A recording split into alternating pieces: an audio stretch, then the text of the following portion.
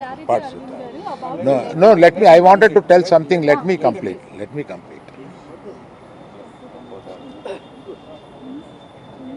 ఒక ఆల్ ఇండియాలో ఈ కలెక్షన్స్ బ్రేక్ చేసిన సినిమాలో తన కష్టం, ఆ సినిమాకి అంత కలెక్షన్స్ రావడం, ఇవన్నీ చేసిన ఒక సినిమాకి అతను వెళ్ళి మొదటి షోలో తను కూర్చొని జనం దీన్ని ఎంత అప్రిషియేట్ చేస్తున్నారు, తనని ఎలా రిసీవ్ చేసుకున్నారు అని చూసుకునే అదృష్టం లేకపోయింది వాళ్ళ. Because of an unfortunate incident he had to come back. ఆ తర్వాత ఒక తండ్రిగా నాకు ఇంత సాధించి ఇంత పెద్ద సినిమా తీసిన అతను లాస్ట్ 2 వీక్స్గా ఈ గార్డెన్లో మూల కూర్చుని ఉంటున్నాడు.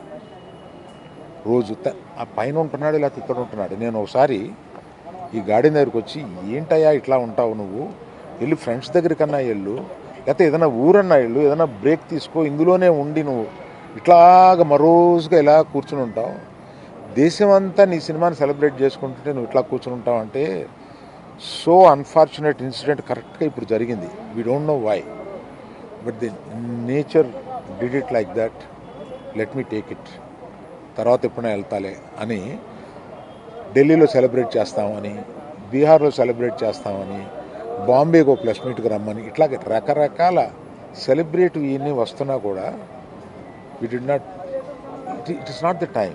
ఇట్ ఈస్ ఒక ఫ్యామిలీ, అందులో తన అభిమానుల ఫ్యామిలీలా అయిపోయినందువల్ల అతన్ని చూస్తుంటే నాకే కడుపు తరుపుకుంటుంది. ఎందుకంటే మీరు కూడా ఒకటి అర్థం చేసుకోండి, 22 సంవత్సరాలు తను కష్టపడి ఈ పేరు సంపాదించుకున్నాడు.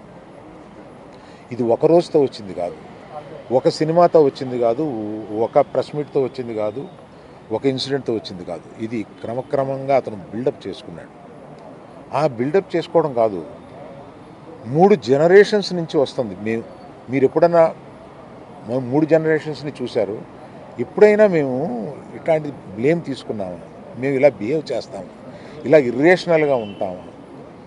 మీరే అర్థం చేసుకోండి.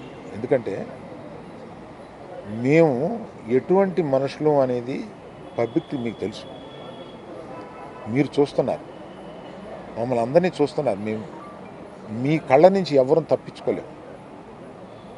అటువంటిది ఇటువంటి ఒక ఫాల్స్ ఇన్ఫర్మేషన్ తోటి ఒకరు మాట్లాడుతుంటే అది బాధేసింది వాళ్ళు చూస్తే. కనుక ఈ క్లారిఫికేషన్ ఇవ్వాలని అతను అన్నప్పుడు తప్పనిసరిగా ఈ క్లారిఫికేషన్లో లీగల్ అబ్జెక్షన్స్ ఏమైనా ఉన్నాయని కనుక్కొని లేవు అని తెలిసిన తర్వాత ఈ క్లారిఫికేషన్ ఇచ్చారు. దయచేసి ప్రెస్ వారు, ప్రజలు మీరంతా ఆదరిస్తే, మీ అభిమానంతో పైకి వచ్చిన కుటుంబం మేము, ఆ అభిమానాన్ని అర్థం చేసుకుని ఇలాగే కంటిన్యూ చేయమని నేను కోరుతున్నాను. Thank you sir. అబ్బాయి ట్రీట్మెంట్కి సంబంధించి అబ్బాయికి మెడిసిన్స్ కానీ ఇస్తున్నారా? అట్లా అయ్యే ఖర్చులు మీరు భరిస్తున్నారా? గవర్నమెంట్ భరిస్తుంటే ఏం జరుగుతుంది సార్? అయితే దానికి కంటిన్యూ చెక్ అనౌన్స్ చేసిన వెంటనే మంత్రి వెళ్ళి ఇచ్చేశాడు. ఇప్పటికి 20 రోజులు అవుతున్నా కూడా అల్లు అర్జున్ గారు ఇంకా ఇవ్వలేదు. దీని వెనక కారణం ఏంటంటారు? నేను అవన్నీ చెప్పడానికి రాలేదమ్మా. ఇక్కడ వ్యక్తిగతంగా నా బాధ ఏదో మాత్రమే చెప్పడానికి వచ్చాను ఇక్కడికి. అవన్నీ ఇంకో ఇన్సిడెంట్లో చెప్తాను నేను. అంటే ఎందుకంటే ఇందాక అర్జున్ చెప్పబోయి కూడా, అర్జున్ ఒక అమౌంటు,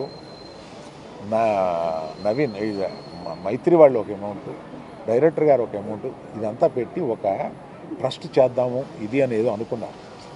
దాన్ని ఇప్పుడు చెప్పి నేను ఆ విషయాన్ని డైల్యూట్ చేయడం ఎందుకు, దాన్ని ఇంకొకసారి వచ్చి వివరంగా వాళ్ళు మైత్రి ఈయన అందరూ కూర్చొని దీన్ని ఎలా చేయబోతున్నాం, ఎంత సపోర్టివ్గా ఉండబోతున్నాం అనేది తప్పనిసరిగా మీకు చెప్తాను.